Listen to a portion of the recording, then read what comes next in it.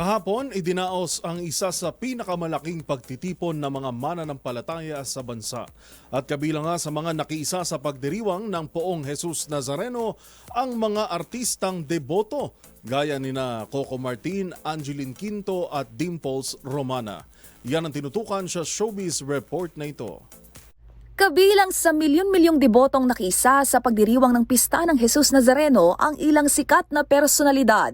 Gaya ng batang Quiapo star na si Coco Martin, na kilalang deboto ng Poong Nazareno noon pang 2007. Kalaki pang larawan habang hawak ang imahe ng Poon sa Quirino Grandstand, nakasaad sa post na walang hanggang pasalamat, mahal na Poong Jesus Nazareno. Nakiisa rin ang singer na si Angeline Quinto kung saan inawit nito ang May Bukas Pa ilang oras bago magsimula ang traslasyon. Magunita na minsang ibinahagi ni Angeline na 8 taong gulang pa lamang ito nang magsimulang maging deboto at nakayapak na sumasama sa prosesyon. Makikita namang kasama rin ni Coco Martin na nagbahagi ng testimonya kasunod ng Misa Mayor ang aktres na si Dimples Romana.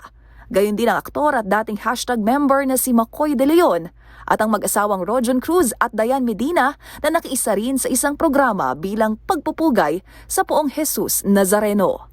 Para sa MBC TV Network News, ito po ang Showbiz Angel, una sa Pilipinas, una sa Pilipino.